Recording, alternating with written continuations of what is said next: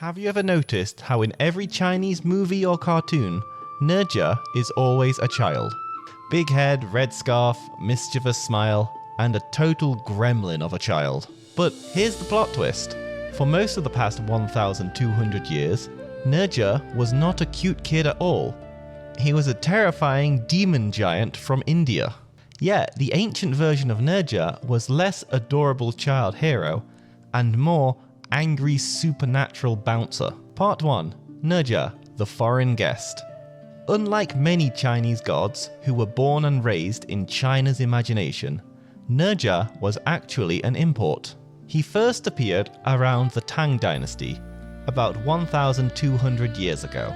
Back then, Buddhist monks translating Sanskrit texts brought over a fierce guardian spirit called Narakubara, and in Chinese, his name became Nezha. According to Buddhist scriptures, he was the third son of the heavenly king. His job? Smashing evil spirits and protecting the Buddha. He was the heavenly version of an action movie bodyguard. Part 2. The original Nezha, giant and terrifying. The original Nezha was a Yaksha general, a supernatural race known for, let's say, unconventional beauty. Fangs, bulging eyes, and serious muscles. He was the kind of guy you'd see in a horror film, not a Pixar movie. So, when Nezha first arrived in China, he looked nothing like the playful boy we know today. He was big, scary, and an adult. In the original works, he looked like the Hulk crossed with a saber-toothed tiger. Part 3. The family drama begins. Fast forward a few hundred years to the Song dynasty, somewhere along the way, Chinese writers began turning this scary foreign demon into a local folk hero. A famous writer named Suzhi, you might know his brother, Su Dongpo, one of China's literary giants, wrote a poem about Nezha's biggest family scandal, his fight with his dad. Nezha defied his father, got into trouble with the heavenly authorities, and feeling guilty, cut his own flesh and bones to repay his parents. Yeah, ancient Chinese mythology did not mess around. And in this version, Nezha's father, Li Jing, is given a magic pagoda to help heal their father-son relationship. Part 4. Nezha gets a makeover. During the Yuan dynasty, something big happened.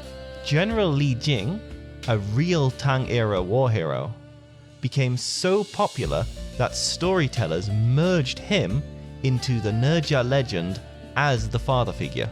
So the real man merged with the fictional man because they shared the same name. And with that addition, the story suddenly became more human, and Nezha began to look younger and cuter. By the time the Ming dynasty rolled around, Nezha wasn't just a young man anymore.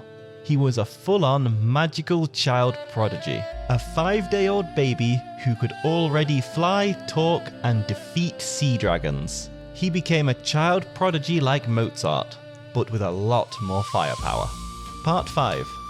Journey to the West locks it in. When Wu Chang'an wrote Journey to the West in the 1500s, he took all these legends and made Nezha officially the fire-wheel riding kid we know today.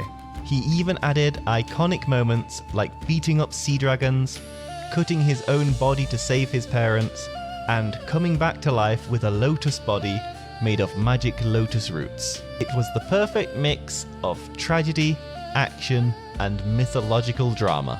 Part 6, Investiture of the Gods, finishes the job.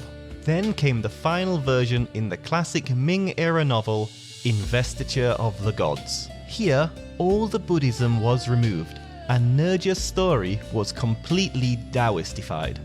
Now he's reborn by the Taoist immortal Taiyi Jianren, fights demons, saves the world, and fully embraces his identity as a rebellious kid hero. From that moment on, Nezha became a symbol of youthful defiance with a secret heart of gold. The kid who dares to fight fate, authority, and even heaven itself.